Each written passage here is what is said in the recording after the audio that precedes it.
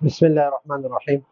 آج کا ہمارا سبق ہے شرح و تہذیب، 76 نمبر سبق ہے اور متن ہے الکلیات و خمس۔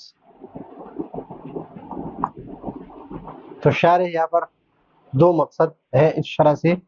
نمبر 1 دفع اعتراض،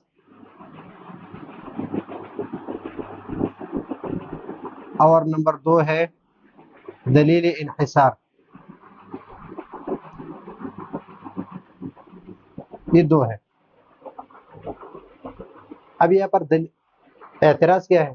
اعتراض یہ ہے کہ کلیات آپ نے کہا کہ 6 ہے، تو کلیات فرضیہ، لا شیء، لا موجود، اس کے کوئی افراد نہیں ہے خارج میں، اور جس کے خارج میں نہ خارج میں نہ ذہن میں نفس الامر میں کوئی فرد نہیں ہے، اور جس کے خارج میں یا نفس الامر میں یا ذہن میں یعنی نفس الامر میں اس کا کوئی فرد نہ ہو، تو اس میں نہ جنس ہوتا ہے، نہ فصل ہوتا ہے، نہ نوع، اور نہ خاصہ اور نہ ارجام۔ تو آپ کا انحصار کلیات کا کلیات خمسہ کہنا یہ صحیح نہیں ہے، بلکہ ایک اور قسم بھی ہے جس کے میں جو نہ فصل ہے، نہ نوع ہے، نہ جنس ہے، نہ خاصہ اور نہ ارجام ہے۔ تو ایک اس کا جواب دے رہے ہیں اور اس کی وضاحت کر رہے ہیں یہاں پر۔ اور دوسری بات یہ ہے کہ اس کے ضمن میں ایک اور اعتراض بھی آ رہا ہے، لیکن اس کو ابھی ذکر کرنے کی ضرورت نہیں ہے۔ والکلیات، یہاں پر آپ کا جو اعتراض ہے کہ کلیات خمسہ میں منحصر کرنا یہ صحیح نہیں ہے، تو یہاں پر کہتے ہیں کہ والکلیات، کلیات میں جو الف لام ہے یہاں پر، یہ الف لام یہ عہد خارجی ہے، یعنی وہ کلیات جس کا خارج یہ نفس الامر میں افراد ہو یا ذہن میں ہو یا خارج میں ہو، اس کے لیے افراد ہو۔ التی لہا، ان کلیات کے لیے، الکلیات والکلیات التی لہا افراد بحسب نفس الامر، بحسب نفس الامر، یعنی نفس الامر کے اعتبار سے اس کے افراد ہو، تو وہ کلیات جو ہے نفس الامر سے کیا مراد ہے؟ نفس الامر اس کو کہتے ہیں کہ جس کا تحقق فرض فارض اور اعتبار معتبر پر موقوف نہ ہو۔ مثلا میرا وجود ہے، تو میرا وجود کسی معتبر کے اعتبار یا کسی فرض فارض پر موقوف نہیں ہے، یا دن اور سورج کے درمیان جو ملازمہ ہے وہ فرض فارض اور اعتبار معتبر پر موقوف نہیں بلکہ اس کا تحقق ہے۔ تو اسی طرح نفس الامر فی الذہن میں ہو او فی الخارج، بحسب نفس الامر، نفس الامر یعنی یا فی الذہن ہو، فی الذہن او فی الخارج، یا خارج میں ہو، وہ کلیات منحصرۃ فی خمسہ فی انواع، 5 قسموں میں۔ اور وہ ذکر کر رہے ہیں، وہ اعتراض کی طرف اشارہ کر رہے ہیں، وہ اما الکلیات،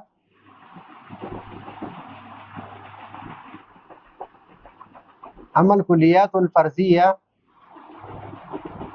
التي لا مصداق لها، جس کے لیے کوئی مصداق نہیں ہے، یعنی خارج میں اس کے لیے کوئی مصداق نہیں ہے، یعنی خارج میں اس کا کوئی، نہ خارج میں اور نہ ذہن میں اس کا کوئی فرد ہے، لہا خارجا ولا ذہنا، نہ ذہن میں اس کا کوئی مصداق ہے اور نہ خارج میں اس کا کوئی مصداق ہے، جس طرح لا موجود، لا ممکن، اور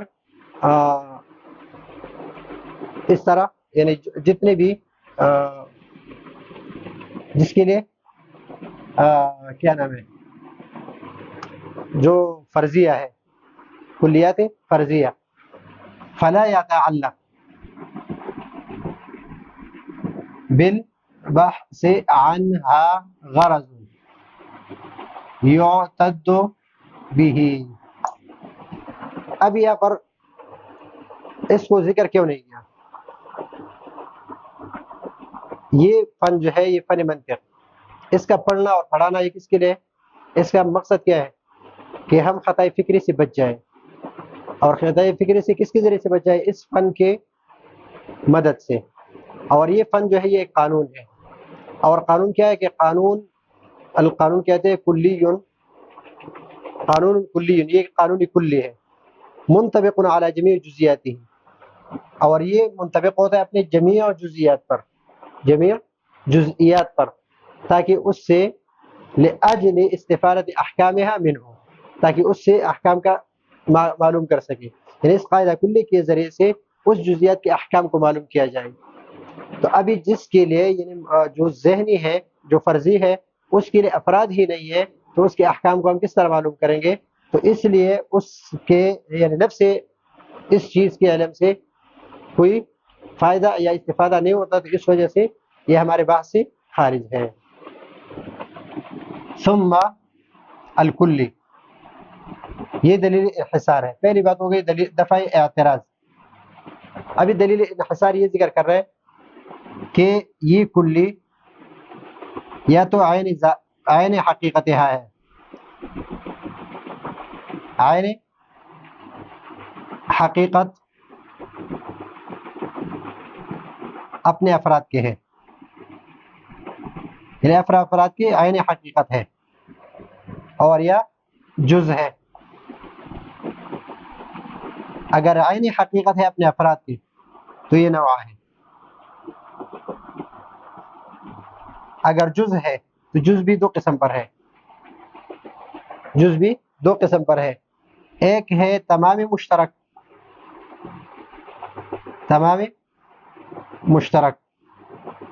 اور ایک نہیں ہے، یعنی تمام مشترک نہیں.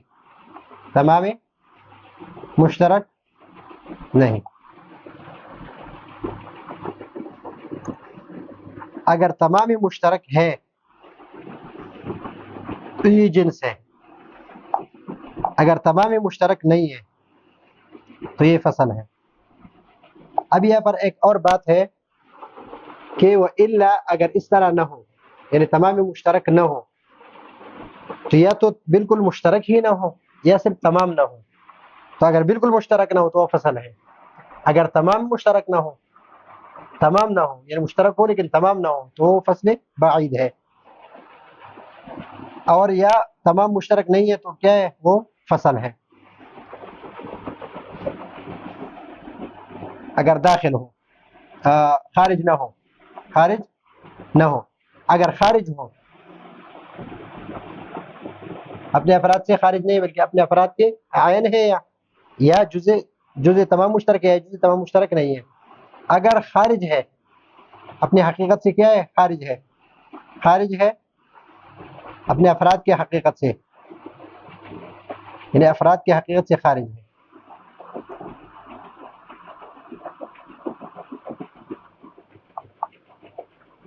تو پھر دو قسم ہے، یا تو ایک نوع کے افراد کے ساتھ خاص ہے یا ایک جنس کے افراد کے ساتھ خاص ہے. اگر ایک نوع کے افراد کے ساتھ خاص ہے تو اس کو کہتے ہیں خاصہ.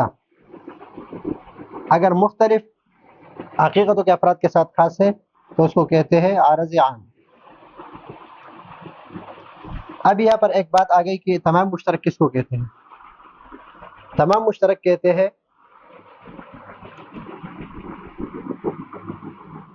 تمام جزء تمام مشترک، اس جز کو کہتے ہیں جو چند حقائق کے تمام اجزائے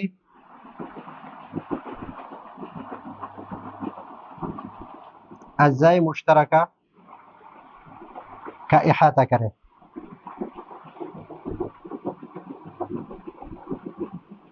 یہ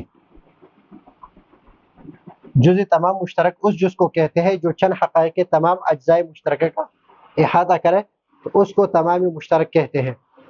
اس کو آپ یوں سمجھے، مثلا یہاں پر یہ ہے بقر، اور یہ ہے انسان، یہ ہے فرس، اور یہ ہے بقر حمار.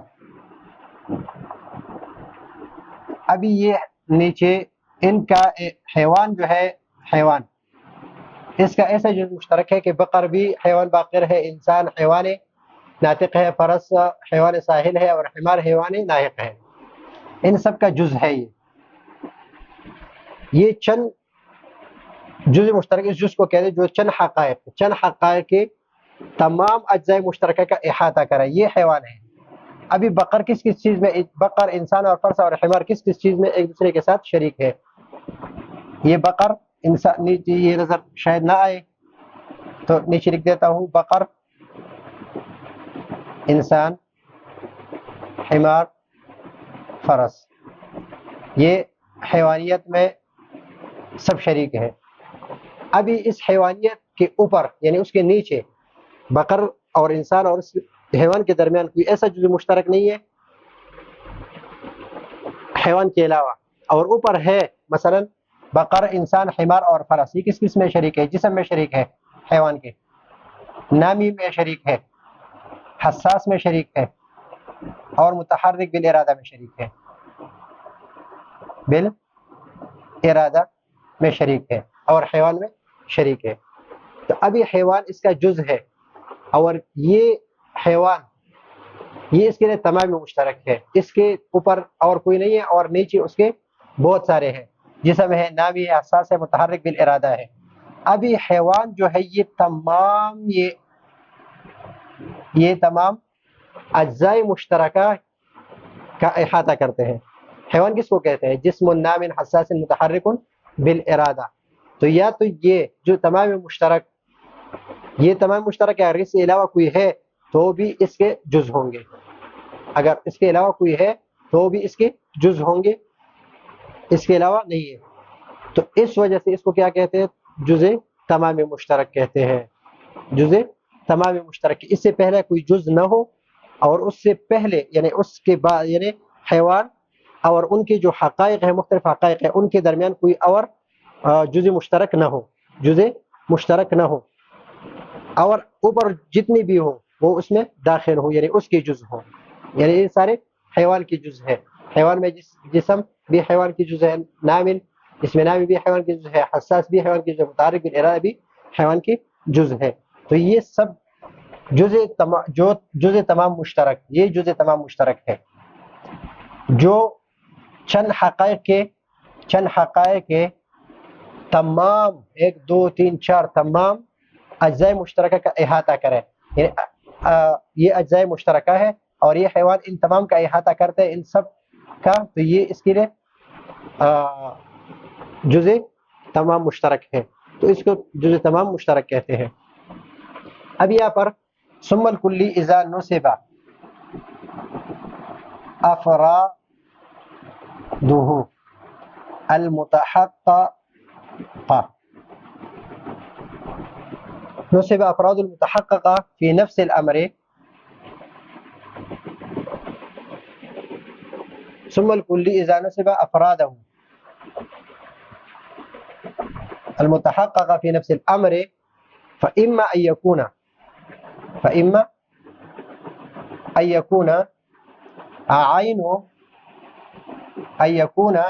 الكلي عين حقيقة تلك الافراد،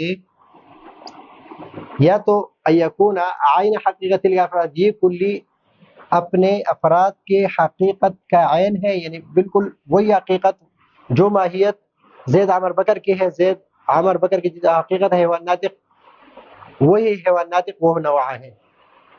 تو عین حقیقت ہے یعنی انسان اور حیوان ناطق، اور زید عمر بکر کے جو حقیقت ہے وہ کیا ہے؟ وہ بھی زید عمر وہ حیوان ناطق ہے. تو یا تو عین حقیقت ہے وہ النوع، یہ نوع ہے، او جزء حقیقتها، او جزء حقیقتها، اور یا کیا ہوگا؟ جزء حقیقتها، یا یہ کلی جز ہوگا اس کے افراد کے حقیقت. ہاں ضمیر کس کی طرف راجع ہے؟ افراد کی طرف، کہ اپنے افراد کے حقیقت کی جز ہے. مثلا حیوان ناطق، تو یہ پورا نوع ہے، اور زید کی حقیقت کیا ہے؟ حیوان ناطق. حقیقت اس کی حقیقت یہ ہے. یہاں پر ایک اعتراض یہ آ رہا ہے کہ آپ نے کہا کہ حقیقت اس کو کہتے ہیں کہ تحقق کے اعتبار سے کہ خارج میں اس کا افراد متحقق ہے، تو یہ ذہنی اس سے نکل گئی. تو یہاں پر یہ ہے کہ حقیقت بے معنی ماہیت استعمال ہے، حقیقت کا اصلی معنی میں مستعمل نہیں ہے. او جز حقیقت ہے، یا اپنی حقیقت کا جز ہے، اپنے حقیقت کا جز ہے. تو یا یہ حیوان ہے یا یہ ناطق ہے. پورا جو ہے یہ نوع ہے اور یہ جز ہے، یہ جنس ہے اور یہ فصل ہے. فإن كان تمام المشترک، مثلا یہ حیوان ناطق، یہ ناطق حیوان کے ساتھ مل کر یہ نوع ہے، اور حیوان جو ہے یہ جنس ہے اور ناطق فصل ہے. یہ حیوان ناطق کا یعنی انسان کا جز ہے، حیوان انسان کا جز ہے اور ناطق بھی انسان کا جز ہے، یعنی یہ جنس ہے اور یہ فصل ہے. فإن كان تمام المشترک، پھر اگر یہ کلی تمام مشترک ہو بین شیء منها وبین بعض آخر، اگر یہ تمام مشترک ہو ان افراد میں سے، یعنی ان کے افراد میں سے تمام مشترک ہو، بین شیء منها اس میں سے کوئی چیز ہو، وبین بعض آخر او بعض آخر کے درمیان تمام مشترک ہو. تمام مشترک کا میں نے آپ کو بتا دیا یہ فهو الجنس.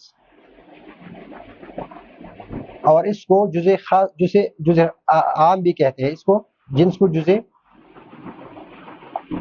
عام بھی کہتے ہیں. وإلا اگر تمام مشترک نہ ہو فهو الفصل، تو یہ کیا ہے؟ فصل ہے. اور یہ بھی میں نے آپ کو بتا دیا کہ تمام مشترک نہ ہو، تو اب یہ نفی داخل ہے کس پر؟ تمام مشترک نہیں ہے. تو یا مشترک نہیں ہے یا تمام نہیں ہے. مشترک ہے لیکن تمام، یا بالکل تمام مشترک نہیں ہے، مشترک ہی نہیں ہے، اور یا مشترک ہے لیکن تمام نہیں ہے. اگر مشترک ہی نہیں ہے تو فصل قریب ہے، اگر مشترک ہے لیکن تمام نہیں ہے تو فصل بعید ہے. ويقال لهذه الثلاثة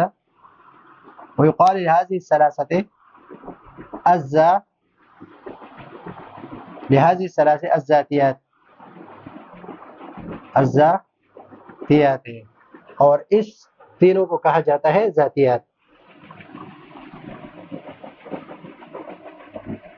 ويقال الذاتيات لهذه الثلاثة او خارجا عنها، اور یا خارج ہوگا. خارج نوع کی دو تعریفیں، نوع ذاتی کی دو تعریفیں. ذاتی اس کو کہتے ہیں کہ ما لا يكون داخلا، تو پھر نوع نکل جاتا ہے اس سے. لیکن اگر یہ تعریف کیا جائے کہ ما لا يكون، جو خارج ہے وہ عارضی ہے اور جو خارج نہیں ہے وہ ذاتی ہے، تو پھر نوع اس میں داخل ہو جاتا ہے. ويقال له العارضی، اور اس کو عارضی کہتے ہیں.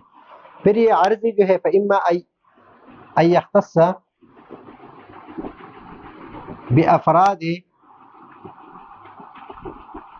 حقیقت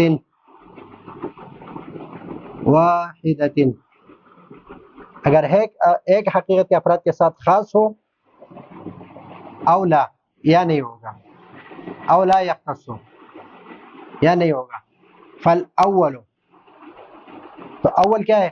هو الخاصۃ، اول کو خاصہ کہتے ہیں. والثانی هو العرض عام، اور یہ کیا ہے؟ عرض عام ہے. تو ابھی کسی نے یہ ذہن میں آیا ہوگا کہ یا تک یہ کیا ہے؟ کہا کہ فہذا دلیل انحصار الکلیات فی الخمسۃ، اور یہ دلیل انحصار ہے کہ کلیات پانچ میں منحصر ہے. دلیل انحصار الکلیات فی الخمسہ ہے. تو یہ ہے آج کا ہمارا سبق. اگلے سبق کے لیے اجازت چاہتے ہیں. اللہ حافظ.